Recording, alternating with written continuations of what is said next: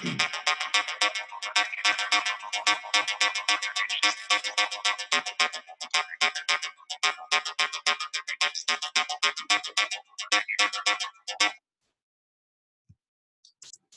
everyone. Welcome to today's session on leveraging pop culture. I'm Gabrielle Perret, GSA Senior Media Advisor. I'm Laura Larimore from the United States Patent and Trademark Office. I'd like to remind everyone that this session is recorded. DigitalGov University will be sending out a link afterwards if you'd like to watch it again or share it on. And please direct all of your questions to the chat box, and we'll have some time at the end for Paul to do a Q&A. All right, let's get started. Gabby, I think we're missing somebody. Do you know where Barb is? We're happy to have Paul Lester here with us today. He's the Department of Energy's Digital Content Specialist. He manages the agency's social media presence, writes web content, and coordinates with Energy's offices and 17 national laboratories. Paul's going to talk to us today about how the Department of Energy leveraged the popular TV show Stranger Things as a conversation starter via blogs, social media, and podcast channels to talk about Energy's work and mission, which led to mainstream press coverage, interviews, an NPR podcast, a Wired article, and more. Paul's also going to be discussing how he got management and legals buy-in to use this pop culture phenomenon to promote the agency's work. So Paul, tell us about Stranger Things. Hi, happy to be here. So before we get started talking about Stranger Things, we're going to talk about, well, why use pop culture? Mm-hmm. So one reason why is to increase awareness of your agency's work. It's a fun way to use things that are out there in the media, the mainstream media, and talk about your agency's work. So number two, boost engagement. Something's trending. Stranger Things was trending. It was one of the top trending terms, and we're able to leverage the already trending topics to drive awareness to what our agency was doing and to promote our website and everything. So, and then thirdly, it's just plain fun. We don't get an opportunity to do it a lot. So if you have the opportunity to use pop culture and talk about your agency's work in fun, interesting ways, take advantage of it, do it. Okay. So Stranger Things. What is Stranger Things? The premise of it's a Netflix show, started in 2016. The premise is there's a boy goes missing. His friends try to find out where he is, leads them to all sorts of crazy things. Hijinks ensues, monsters are involved, and then it's all based in this town called Hawkins, Indiana, which is also home to Hawkins National Laboratory, which brings us to the Energy Department. And so, how is the Energy Department depicted? Well, it ain't good. It's a very negative depiction of it. There's evil Dr. Brenner. He's the lead character, one of the lead characters. He is a evil scientist who conducts all sorts of human experimentation, and especially on a young girl who has telekinetic powers called 11, which he ends up also opening a portal to the Upside Down and scary monsters like this. So all in all, not a good view of the Energy Department. It just did not make us look very well. So did you know Stranger Things would be featuring a fictionalized Department of Energy facility and staff so prominently? No, nobody knew. Nobody in our press shop was made aware that they were using that. They're using the Energy Department's representation like in the show at all. So it was like a complete shock to us once people started, telling us about the show, and people within the agency were coming up to us and say, "Hey, have you seen this show Stranger Things? It talks about the Energy Department." Mm-hmm. So yeah, we had no idea. So I've got a question for you. So as that buzz started to build and people were asking you about it and you guys became aware of it, right? There's some calculus that goes into, do we just ignore something? or do we respond to it? So talk me through kind of your thinking on, do you respond, pros and cons? Right. So yeah, when the show started trending, there was a lot of internal debate within our team of, okay, like the show came out in July, and it was like, a couple weeks in, we saw it trending on Twitter, and then everybody in the agency started talking about it. So me, and then my public affairs digital team director, and then everybody else, all the other digital content specialists, we all kind of got together and said, well, we should probably do something, but we're not exactly sure what. And also, will this show just like fizzle out? Is it worth, is it just a thing that is going to be just the hot thing for like a week and then that's it? So we kind of there's a little tension there, because you're trying to act quickly, but also like, you also don't know if it's going to be something that is going to keep trending long enough. So is it like worth our effort to like do something different and creative? So it was like this constant, like trying to figure out like, okay, what's the timing? Is this thing going to be a big thing? So it was all like, we were all just trying to like, watch the conversation on Twitter and other places, and we saw it just like take off. So we're like, we have to do something. And so given that, we had, by that time, I was literally the only person in the office who had binge watched the entire show. And that was because I had the flu one weekend, and I didn't have anything else to do but nurse myself back to health. So I just like binge watched the whole thing. And like, so at that point, I was considered to be the Stranger Things correspondent for our office. So they're like, you got to do something.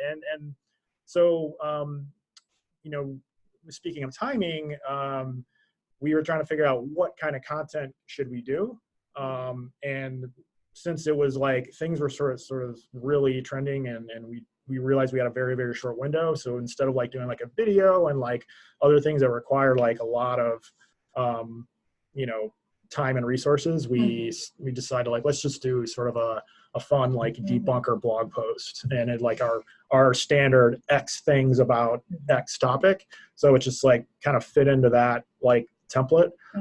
So that's how we came up with the concept for the blog post. So you had done blog posts before, and even blog posts a little bit like clearing up misconceptions, or was this the first one that was clearing up a misconception? We have done that on certain energy topics before, talking about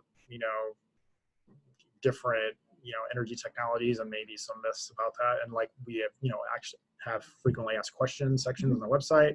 And we did have experience before using pop culture and talking about the agency's work, or just like getting people to meet our scientists. We did a Google Hangout when that was a thing. I don't know if you guys remember way back in, 5 years ago when Google Hangouts. Yeah. Like that was Google Plus and all that stuff.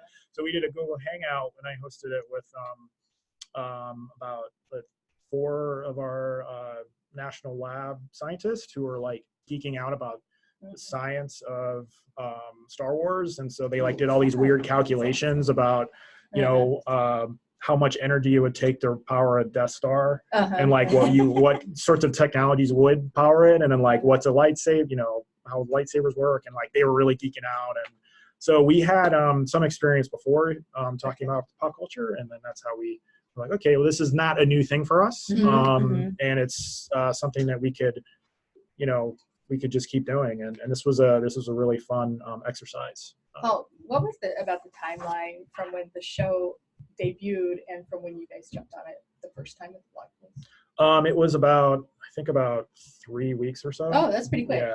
It's 3-4 weeks. Is that a lot faster than your usual blog post cycle? Like, was it expedited because you knew this could be over tomorrow? And yeah. We didn't want. Yeah, it was a little bit. Jumping the shark off your blog post. About 3 weeks is probably when it was really getting big too. Right. Yeah, and it was a thing that was, our office was all in on. So we had as far as like getting buy-in from leadership, it was they saw an opportunity, like as I mentioned in the pros and cons here, that our agency was rarely mentioned in pop culture, so this was like a huge opportunity. And it was also an opportunity to talk about, the agency's work in a new and exciting ways, and also like debunk some of the depictions that were in the show and try to like show a different side of the agency. So, because I know like that can be really hard sometimes, I think, with just depending on what your leadership is like, they may be concerned about, the cost of action, and maybe not value correctly the cost of inaction. Right. Yeah. Do you feel like because it was, some incorrect information about the energy department, it was maybe an easier sell to say, hey, there's this information that's not right out there. Can we do something about it? Yeah, absolutely. Especially the biggest one was the fact that there isn't a Hawkins National Laboratory. so it's like, we need to get that out there so people don't think there's actually a Hawkins lab that we manage that does all these well, you have crazy 17 experiments. labs. Right. Know all 17. They probably know a few. So. They may know if a couple, maybe Los Alamos, Sandia, like their Oak Ridge lab, like those are sort of like the big names, but like maybe not everybody. So maybe that's where like a myth, like there's a Hawkins National Laboratory, like, that could sort of like take steam, and then people will, so it's good to like, get that out there that that's not actually a lab. And so one of the things that I think a lot of people and other agencies, other social media managers and people and press teams have to, there's all this, I think there's a tendency to worry about what is gonna, what people are gonna say about you if you do something fun.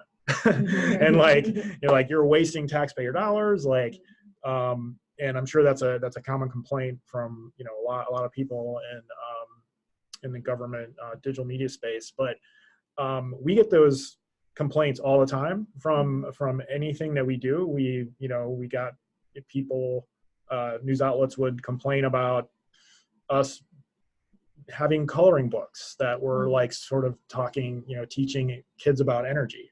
So like we got our negative press about, we did a energy themed Halloween thing, and so like there was a outlet that complained about that, and so but it was like, but the benefits always outweighed it. We always got more, engagement out of those types of things, and it's like there's going to be people that are going to complain about anything that you do. And if you do anything interesting, there's going to be trolls. So you just have to like, work through like you said, do the calculus of like, is it worth the effort to do this? And our leadership was all in on it.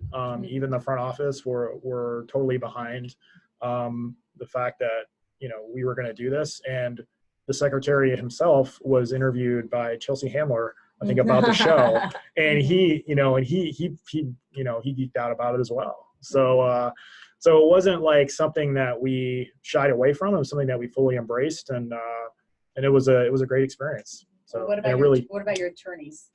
Yes, attorneys. How did you get them on board? They were stuff. Excited too. Yeah. They are always anytime we talk about anything. Attorneys tend to get nervous on social media. They want to keep us out of trouble. They prefer that we wouldn't even have a social media presence. But they're just trying to do their job, keep us out of trouble. So I love our attorneys. They're the best, and they actually helped us tremendously during this process of like figuring out like what is okay and what isn't. And so things that one of the things that we try to stay away from is using music, any sort of music from the show. Like that's a big, intellectual property issue that we had to be, careful that there's all sorts of layers of legal stuff you can get, embroiled in. So we definitely stayed away from that. No, video from the show. So we just kind of we actually used our own imagery, like to promote the initial blog post. We used a nuclear research facility as an image at first, and then we just used like animated GIFs that were available through Twitter. But yeah, so we definitely like steered clear of any sort of thing that would run afoul of intellectual property law. But we kept general counsel in the loop the entire time and afterwards too. So they knew what we were doing.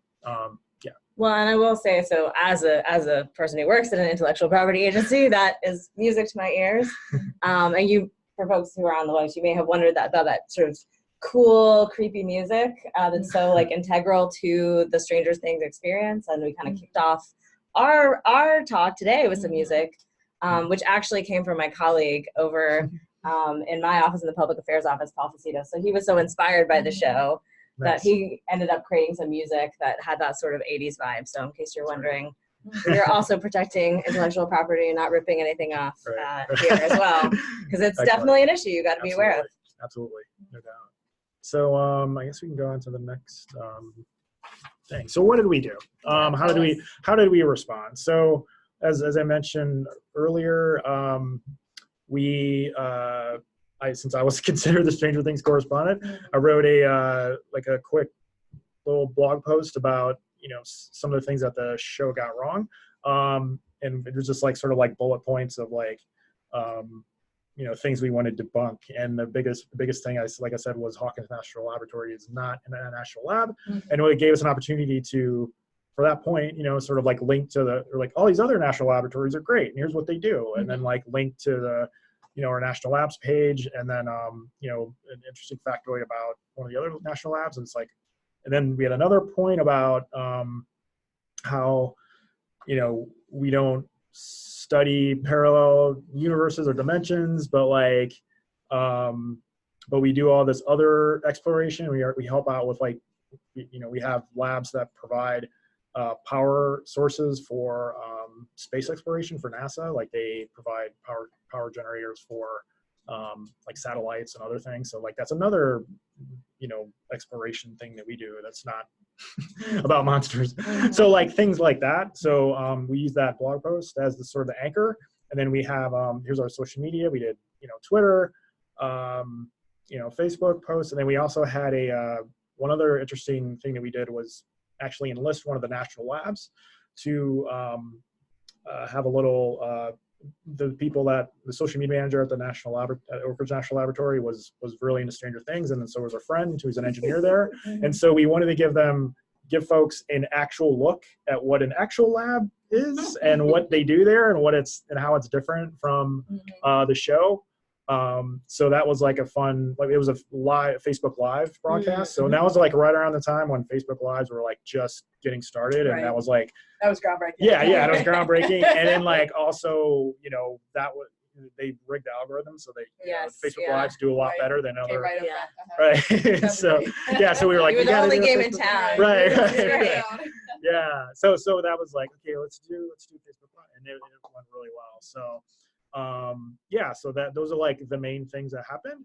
And then we got, from our response, it generated surprisingly a lot of other responses. Oh yeah, and then we also had, here's another thing that we did. We had a Halloween party, and we all dressed like Stranger Things characters. This is my favorite, honestly. And she looks like 11, doesn't she? Yeah, we have a couple 11s. We have Pat Adams there. So did you just tell people dress up like Stranger Things and you got 3 11s, or was it more coordinated? That's basically. It was a little coordinated, but we kind of message each other okay, who you're gonna dress as, and then I dressed as the evil Dr. Brenner there, and so Matt in the right there is dressed as Barb. So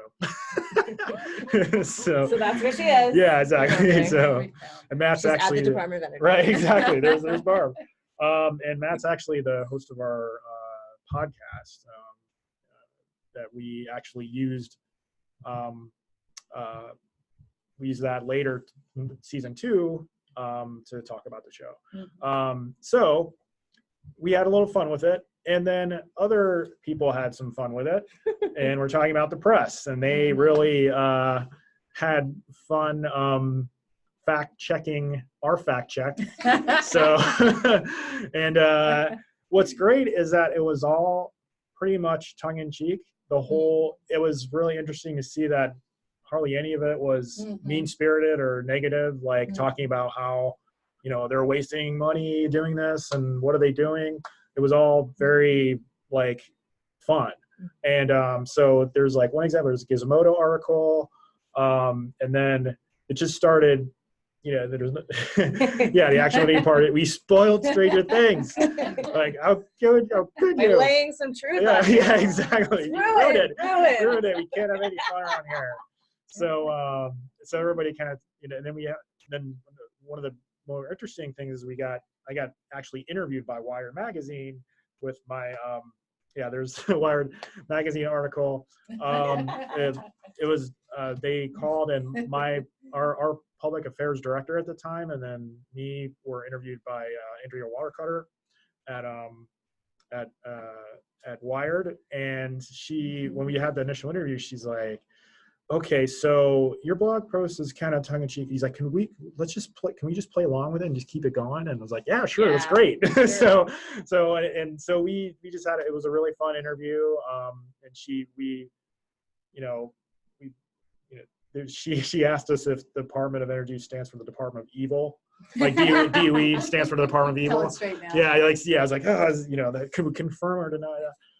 And then but it was good because we were, during the conversation, even though we were going through sort of each point of the blog post, sort of having fun with it, we also were able to talk about actual work that the DOE does. For instance, like they were talking about, there was a, talk about demogorgons or whatever. And then they're like, oh, well, we're actually, working on addressing real threats to the world, like,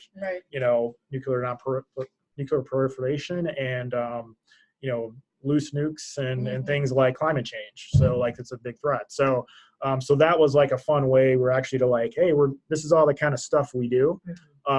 So yeah, it was another great opportunity to talk about what the agency's work is. So it really blew up and was kind of like surprised, but it was a great opportunity. So and then another thing that was really exciting to me was, because I'm such a Ari Shapiro NPR fanboy, the Duffer Brothers actually talk about our blog, the blog that I wrote on NPR, in a segment where they were talking about how the show became a hit. And then here's the segment. Let's have a listen.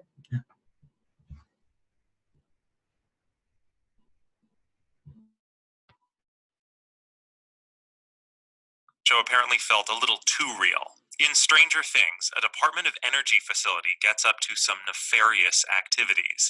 And a couple of weeks ago, the real Department of Energy decided it needed to set the record straight. I love that the Department of Energy issued a public statement that they're not evil. That's my favorite thing. Out of thousands of scientists, none of them are evil, but it's like, I bet there's one evil one. Someone in there's evil. Out of 1,000 people, someone's not a good guy. Someone's up to no good. Yeah.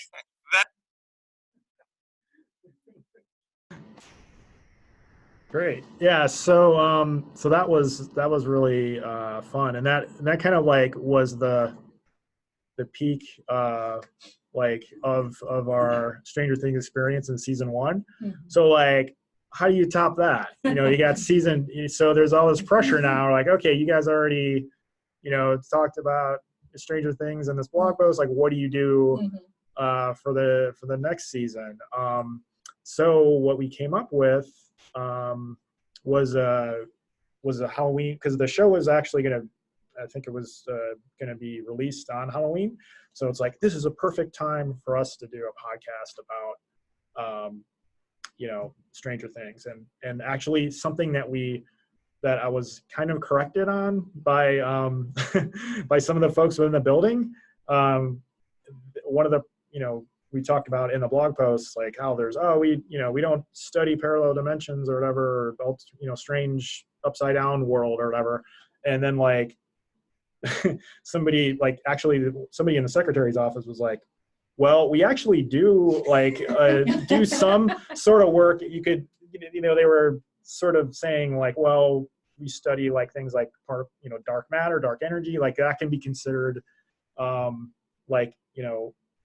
study of alternate dimensions. So that was like news to me, but it was also like another interesting spin on what we were doing the previous year, and to talk about some of the other agencies' work, which is particle physics. That's a huge part of what DOE does, and things like particle colliders and CERN and all that stuff, and so there's a lot of it was another opportunity for us to talk about that. And so that became that sort of criticism, or whatever you want to call it, just feedback from the front office was an opportunity for us to highlight that work in a follow-up podcast. So we actually used the bit on the NPR segment that we just listened to. We incorporated that into our podcast to talk about Stranger Things and particle physics. So, and it was a part of a larger podcast about weird things things that you may not know about DOE, and some strange, strange science that goes on that you may not be aware of. So this was the Stranger Things segment was one segment of 3 stories in the podcast. So here's a listen to the podcast segment.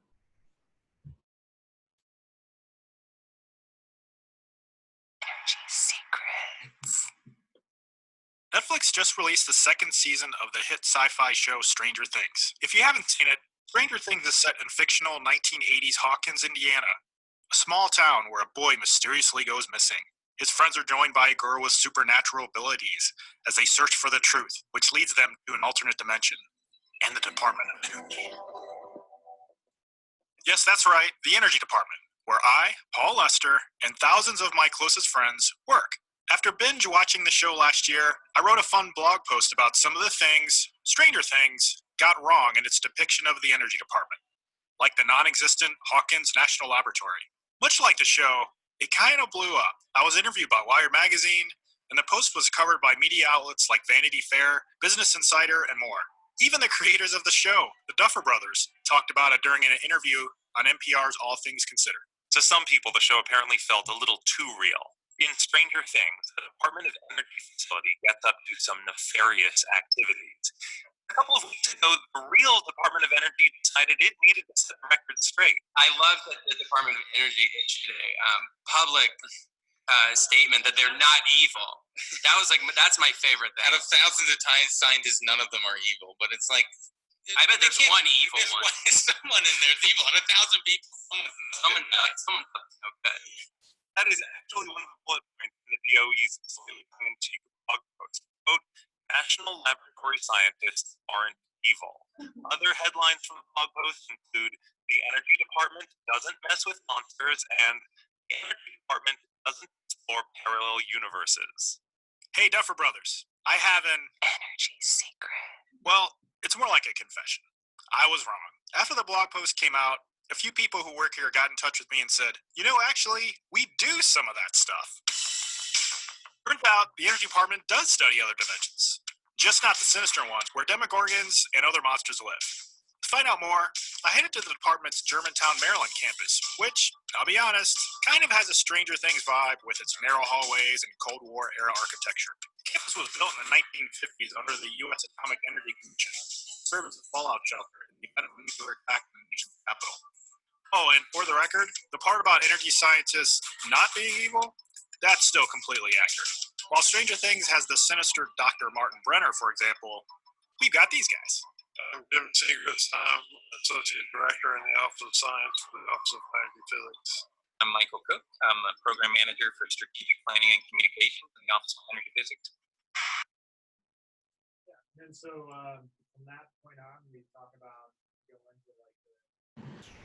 particle physics and the study of parallel dimensions, and they actually talk later in the segment. They talk about there's a part in Stranger Things season 1 where they use this analogy of a flea and a tightrope, and how the flea can go and up and down and side and then they talk about the upside down, and then they the folks that we were just listening to talk about well, yeah, that's kind of like how this particle physics works, and like there's actually like some theory about that, you know, string theory, and so they kind of talk about that. So it was a good way to leverage like the discussion about you know, Stranger Things into real talk about science. So who's doing your energy secret? I loved it. Yeah, that was our amazing graphic designer, who's actually now the co-host of our podcast, Court Career. And she did all the graphics for. She does all the album art for the podcast and all of our graphics for the site and social media.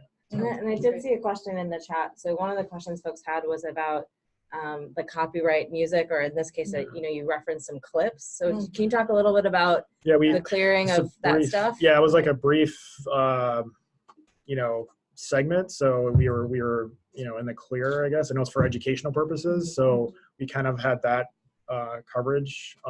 So that's kind of like the justification for using it was just a very short amount, but yeah, but it was like, it's for educational purposes. So we were, you know, informing people about science. So that's how we were able to use that. When you do the other podcast episodes, which is in the chat, and if folks have not listened to them, they are amazing. Yeah. I was not paid to say that. They're really, really, really excellent.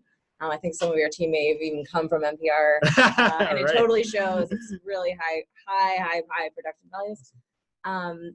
When you guys are working on those for, you know, music, do you have music? There was a question kind of about like, where do people get, you know, rights-free music or music that could be used? Yeah, there's like we have a stock library. There's like a subscription like that has copyright-free music. So that's kind of like how we get. And you could search, like, it can be a challenge, like figuring out like which music to go with different segments, and there's ways you can search.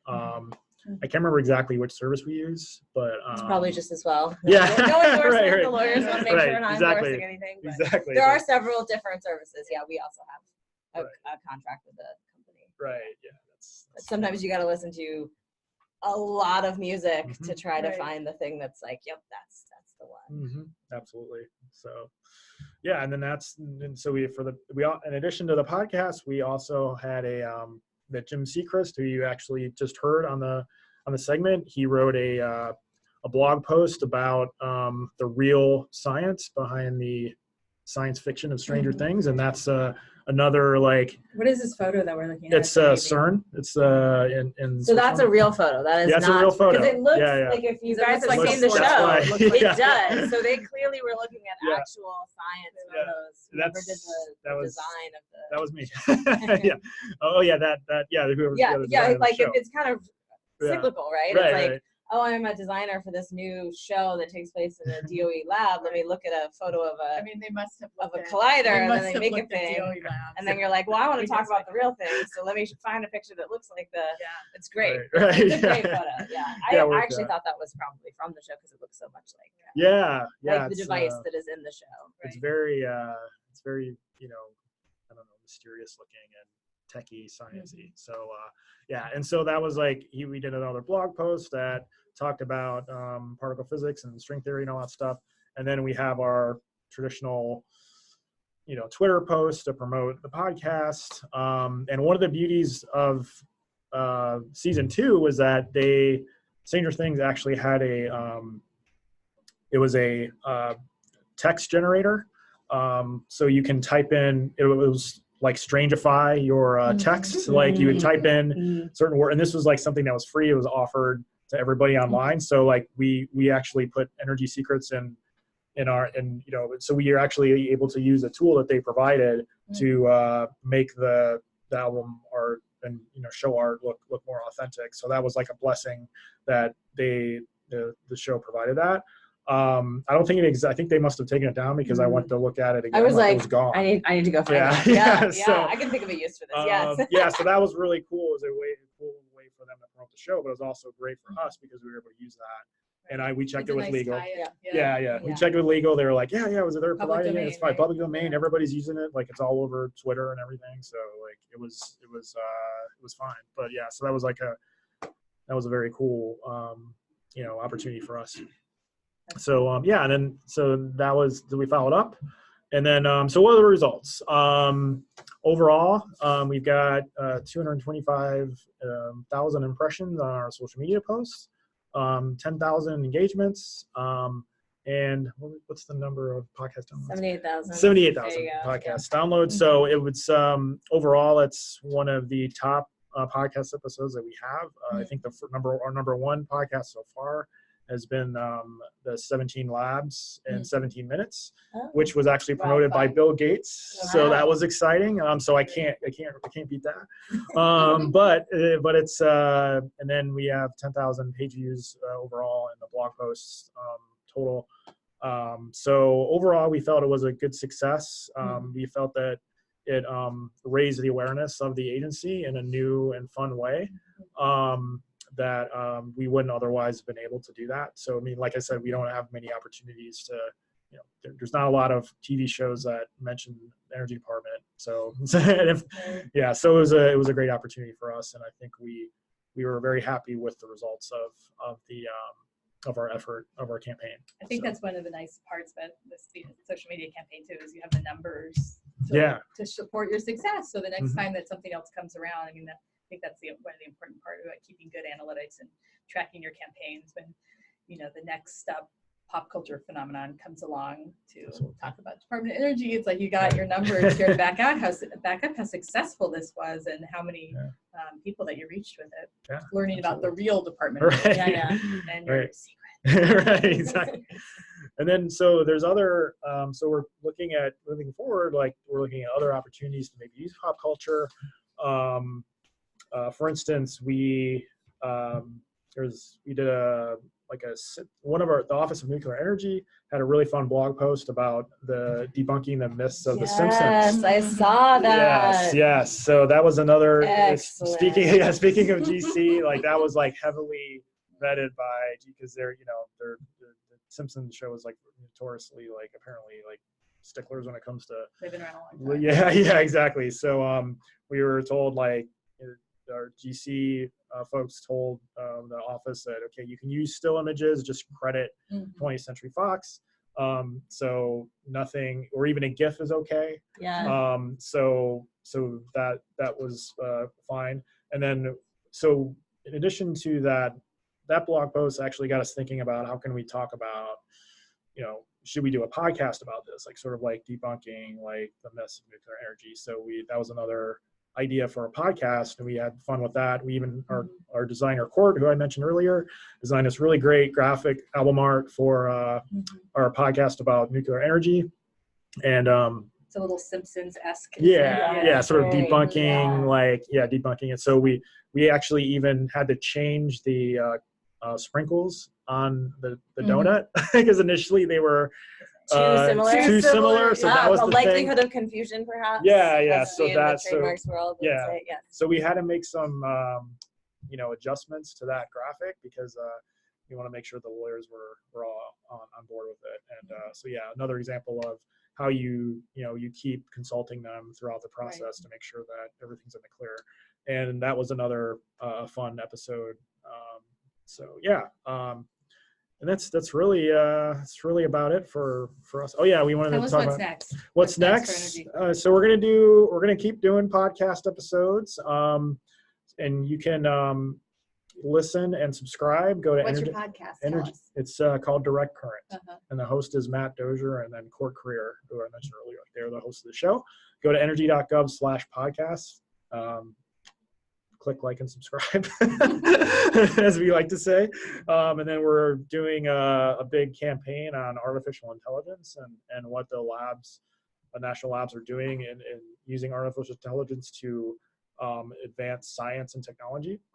Try to, there's going to be a lot of debunking going on there because I think a lot of people are scared of artificial intelligence. So we're trying to say, hey, these are really helpful tools to help scientists analyze data really quickly and let them focus on, the bigger issues rather than wasting our time on, collecting data and stuff. So that's one. And we're doing more STEM outreach. We have a STEM Rising campaign that we're calling it STEM Rising. It's about empowering, young girls and boys to get into the STEM field. So we're going to do more of that kind of outreach. and just more video storytelling. We've got more videos in the pipeline, particularly related to artificial intelligence. We're going to be doing a lot of that. So yeah, I do feel like AI is really heating up. Our agency is just hiring our first AI person at the agency to like help figure out how could you use AI to make everything work better, science or how we process government stuff. And you know, there's some robotic process automation that GSA has been doing, and I'm interested to hear the myths debunked, because I do think that a lot of people hear that and they think, oh no, you know, like firepower is going to rain down from the sky with drones because they, you know, the algorithm said XYZ. So Robots. Yeah, robots. Turning evil. Robots. Right, Don't trust the robots. So. Exactly. Yeah. So lots of fun, good opportunities. Good. I'm looking forward to it. To inform the public. So yeah, that's really about it for me. Cool. Let's see if we have some questions. We do, yeah. So we have a couple different questions. So one of the ones I thought was pretty interesting was you mentioned it was a pretty lighthearted blog post, right? Yeah. So you wanted to respond, you wanted to debunk, but you also wanted to hit kind of the right tone. And it sounds like you did, because the follow-up media kind of like picked up on that. But the question we had from someone online was kind of like, how did you arrive at that right tone? Because I think sometimes when there's maybe misinformation, it's easy for government agencies to come in and sound kind of like defensive or too stiff. So talk us through that. Well, we looked at, I think the idea was to make it in first person. Like it was like me, you know, like, hey, I was sick over the weekend and I had time to watch this, and like, you know, hey, I like the show, but these are the things they got wrong. Is just like sort of a fun way to, you know, to talk. And we also had like multiple people review it. It was like, wasn't just me out there writing it and then we shipped it out. I mean, we have a whole public affairs team that helped coach me to, like, you know, hey, we should change the tone here. And so it wasn't just, you know, it was a group effort to like get this thing published. So but yeah, it was mostly, we try to make it in like sort of a first person feel, because it is a blog post. It's are your blogs usually in first person? Are they usually like an authored person and it's from that person's perspective? Yeah, that's generally how we do it. So, I know different agencies do it differently. So that's interesting. Yeah. So I mean, you know, we write about certain topics, obviously, but we can also, like, we have the liberty to you know, add our own personal touch. So so that was key, I think, of like making it just sort of, you know, more first person, and like it was like, this was like my little mini review kind of the show almost. So it's very engaging and very interesting. Yeah. And I think that was like, initially we're like, oh, it's going to be a review, like we're going to review the show, but then it was like, that's a little bit too, I don't know, like, let's just have do a little debunking, you know, thing. So it was, so it was like I said, a group effort. So I did hear a couple questions in the chat discussion kind of about the challenge of getting through legal review. And I will admit that every time I go to our lawyer folks, I always learn something new about what you can't. Sometimes I think something's going to be an issue and they're like, oh, that's fine. Sometimes I think it's totally fine and there's like an issue that I'm not aware of. So talk to us a little bit about that, because it sounds like you have a really good relationship. I know some folks were saying, you know, I wish I could get through legal review. So how did you build that relationship and that kind of awareness so that when you have these quick turnaround things, you can kind of work together? Well, it's all just about building a relationship and having meetings. Like we had a new GC, somebody new in GC who's specializing in these areas that came in, and she gave a presentation, and then we just sort of followed up.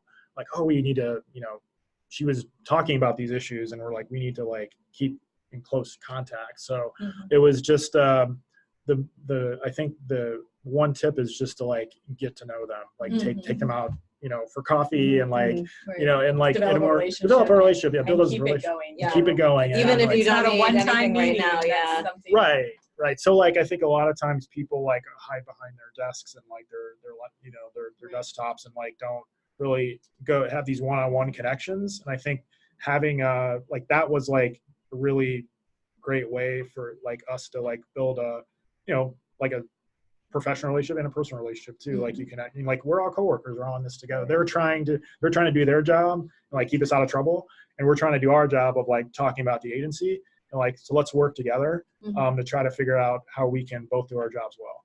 From the time that you had watched the show to when you and your colleagues had thought of jumping in on this trend, like at what point did you loop in your attorneys, like right up front to say, hey, we have this idea cooking, or was it, we'd like to do a blog we've written a blog post, what do you think? It was more like in the interest of timing to get it out. It was after the blog post was sort of in draft mode, we kind of like shipped it over at that point to give them like an extra set of eyes on it. But I think with the blog, there wasn't really a ton of concern because we weren't like using music like we did in the podcast. So the podcast we had to be more careful with because there were like, segments from the show and like, that just tiny bits where they talked about the flea and the rope thing. But for the blog, it was like very much straightforward. Like, this is, we were pretty clear on that. So it was but it was like, we're like right around draft mode when we shipped it over. But like I said, like building those connections, those relationships is like so key to a quick turnaround. and social media moves in real time. So you gotta be thinking of your good ideas and moving on. Yeah. we're very, stay on the momentum. Yeah, exactly. And we're very, very lucky to have a legal team that is flexible and like available and responsive. So, The other thing I know we've been talking about in our agency is it's always great to talk about stuff before it happens, right, with social media. So the fact that this show, was trending and it took a couple of weeks is great. We've seen some stuff that is that flash in the pan. You have 3 days to do a thing, and after that, like, it's too late. We've talked about, to the extent that you can have those conversations in advance and get agreement on where the lines are, because that, I think, is one of the biggest challenges is social media. It's like, are you going to go or are you not going to go? But if you hesitate, 4 days later, we're talking about the blue and black, gold and white dress, and people are like, I don't even know what you're talking about. Exactly. I forgot all about that. I know. Recently came up again. I was like, I forgot about that thing.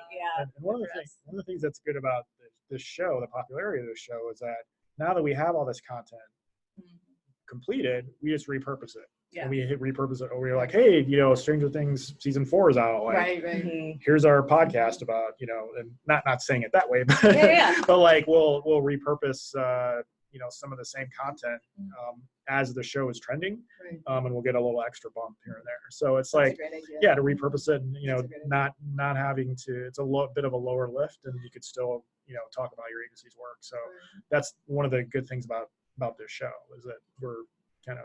And we were even, trying to, like figure out a way, like how can we actually work with Stranger Things, like how do we get in contact with them? But it was just like it didn't work out. I will say early in my career, I worked at an academic library, and we got a call from Mad Men, and they were looking for some very obscure agricultural pamphlets, very obscure. I don't know if they called USDA, but they ended up with us. And we hustled to try to find them these agricultural pamphlets that they wanted. And now I have no idea whether it ever got used. Interesting. So it's, and that was just a fluke. Like you just pick up the reference desk phone and they're like, hi, I'm, calling from the studio and we need to find this thing. So you don't know, right? You don't know. You got to be ready.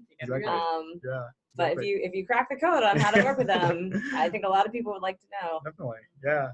We'll see how it goes. But speaking of also like the podcast, Matt Dozer, who is the host of the podcast, he's actually going to be speaking at your That's right. event. October 17th, registration's open. I'll be plugging that at the end, so don't sign off too early. Let's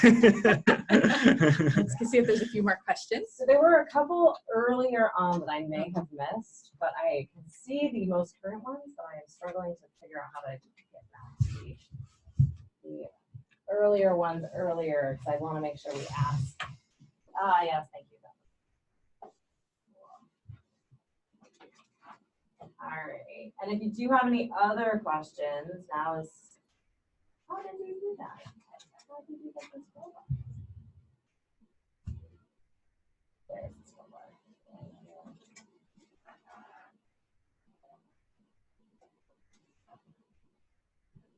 By the way, the FAA says that they would like to debunk some drone myths. Yeah. There you go. Nice. So, hello. Thank you for keeping us safe in the skies. Thank you, FAA.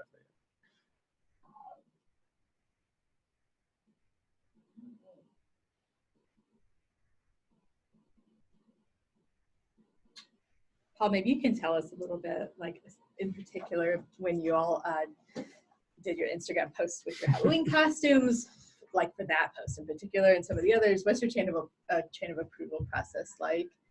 Like how many people have to have eyes on that and give a thumbs up, or do you have a lot of trust with your management? Yeah, we're very lucky in our Office of Public Affairs is that we don't really have a ton of approvals to go through, just mainly our public affairs director and our digital director, and that's really about it, because we kind of serve the whole agency. And if it's something, and something like that, it was just a fun Halloween post, and it tied into the show, so anybody who would complain about, hey, you guys are not supposed to have any fun.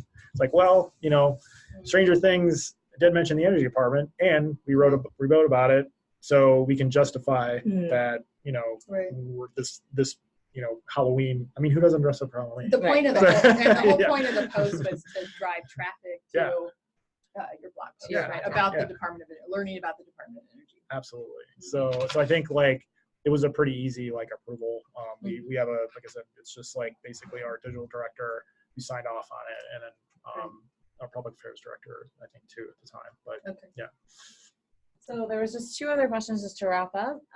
One was if folks wanted to get in touch with folks at Energy for, already people's wheels are turning about these myths we want to debunk.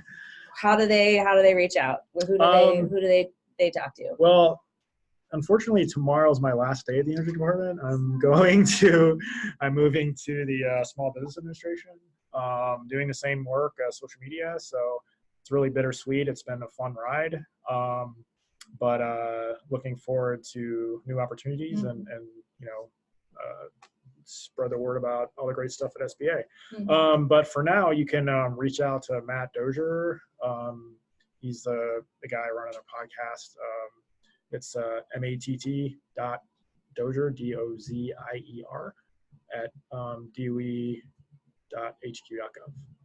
We can send we'll get that in the chat as well. We got it in the chat. HQ at DOE. We'll get it. Yeah. And then the other question, which I think is a perfect tie-in, was about some of the logistics and mechanics of the podcast. Yeah. And I know we've got an exciting event coming up. I'll plug it now. Yes. So everybody, on October the 17th, I know we have a bunch of people that jumped on yesterday to sign up already. We're having an in real life fall session for SocialGov. That'll be here again at the GSA headquarters building. We're at 1800 F Street, which is Farragut West and North.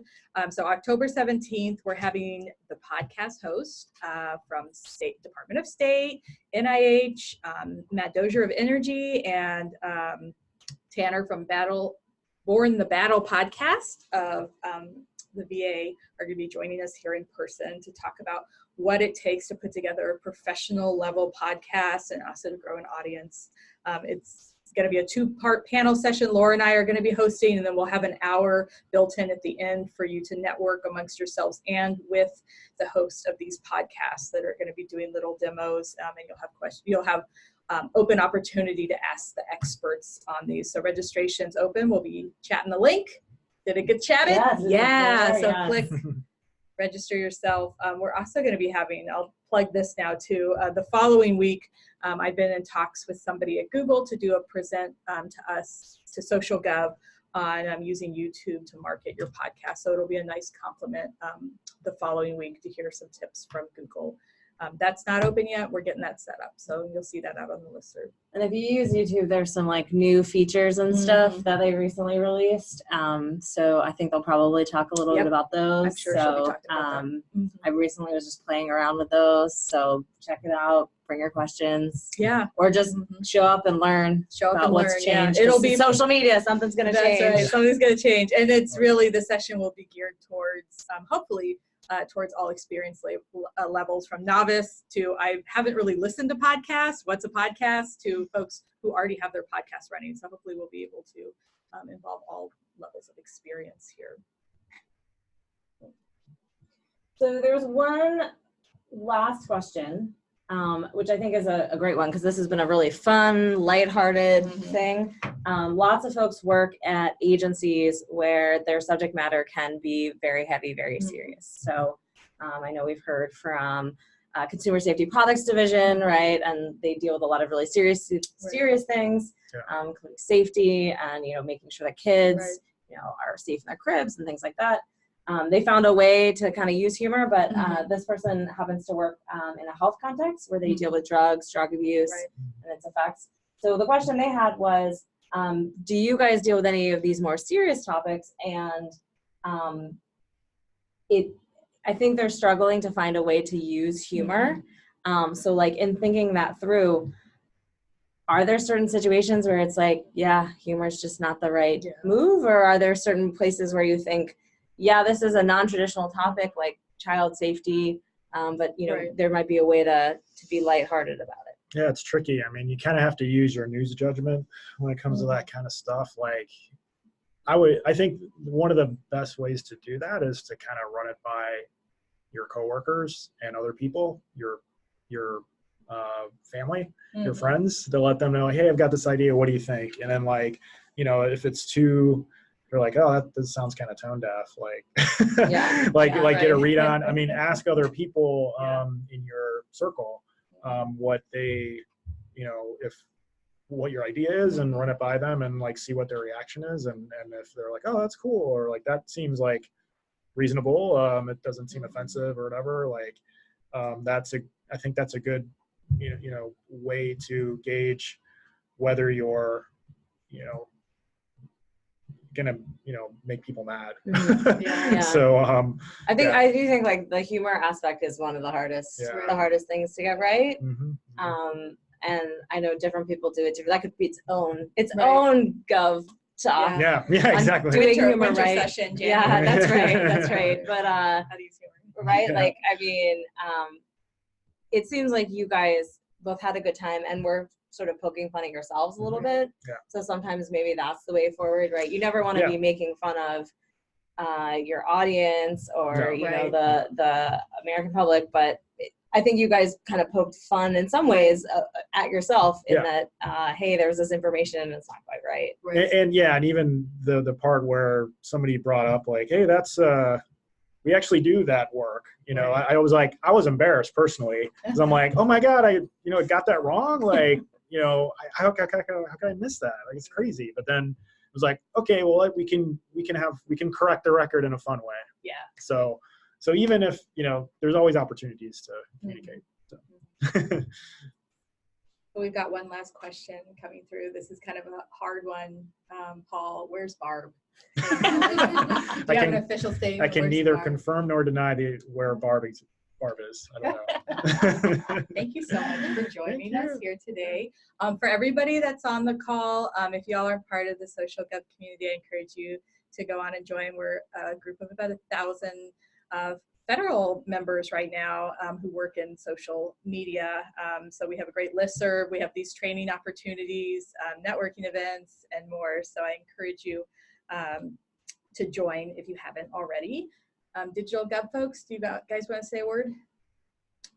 We dropped some stuff in the chat. Thanks so much for attending today's webinar. For more webinars like this and some different, check out us, digital.gov, and not just the SocialGov community, but for all of our GSA federal communities of practice, visit digital.gov/communities. Thanks so much. Thank you, everybody. We'll see you later. Thank you.